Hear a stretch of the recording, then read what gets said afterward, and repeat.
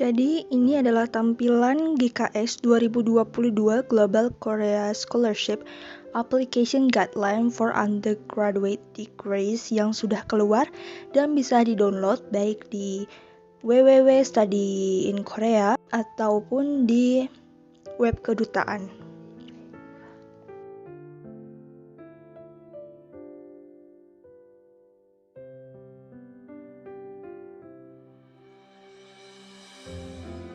Masih sama, di sini terdapat table of contents yang berisikan tentang informasi-informasi apa saja yang berkaitan dengan GKS undergraduate itu sendiri.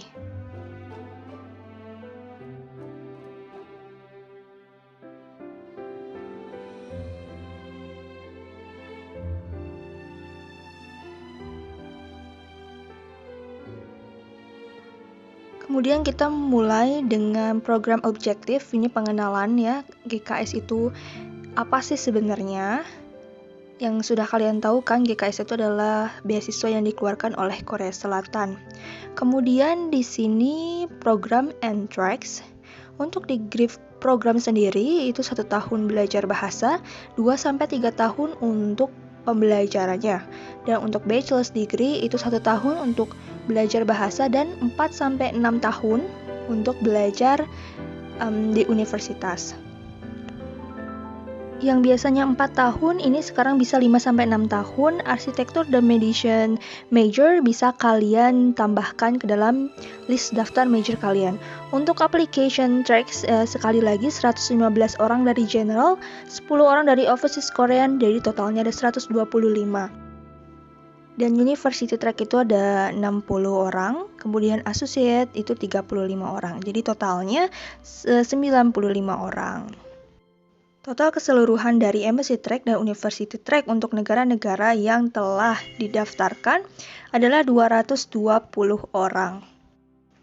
Sekarang ini adalah negara-negara yang termasuk daftar list GKS. Ada general, overseas Korean, dan totalnya.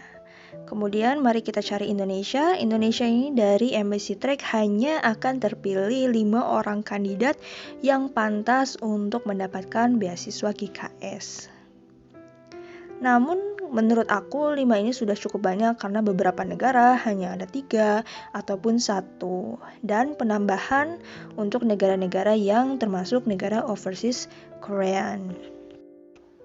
Namun untuk kamu yang ingin mendaftarkan lewat University Track, Indonesia hanya mendapatkan 3 kuota saja yang cukup sangat tidak relevan ya sebenarnya.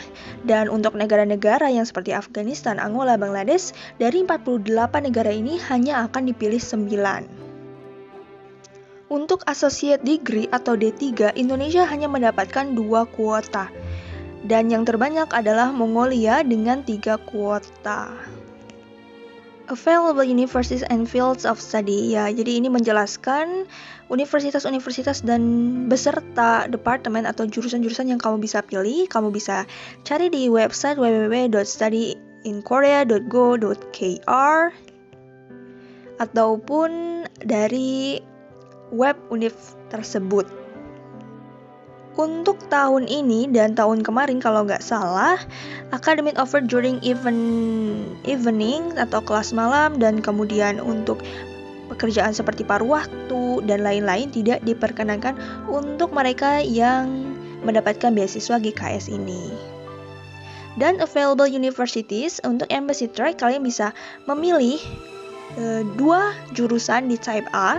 Type A ini adalah available universitiesnya universitas-universitas seperti Ajo University, Duksung Women's University, Ihwa Women's University, dan lainnya. Untuk type B, kalian diwajibkan memilih 1 dari type B ini seperti Busan University, Chungnam National, Cheonnam, Daegu, dan lainnya.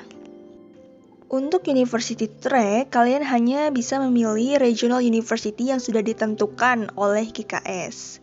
Nah, seperti Busan, Chungnam Nasional, dan Cheonnam Nasional, dan sebagainya. Jadi untuk regional university hanya for natural science dan engineering departments. Untuk associate degree hanya ada beberapa, yaitu Jejulla, Dong'a, dan lainnya. Untuk eligibility masih sama seperti tahun-tahun sebelumnya.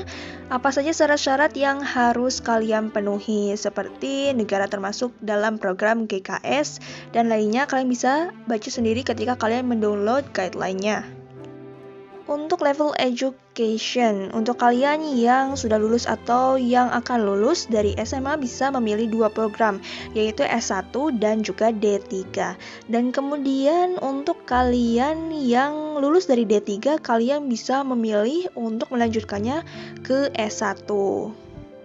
Bagi kalian yang akan lulus sebelum tanggal 28 Februari harap menyertakan surat keterangan lulus sementara. Namun segera harus memberikan ijazah dan transkrip nilai. Kalau tidak, kalian akan langsung didiskualifikasi meskipun kalian mendapatkan beasiswa tersebut.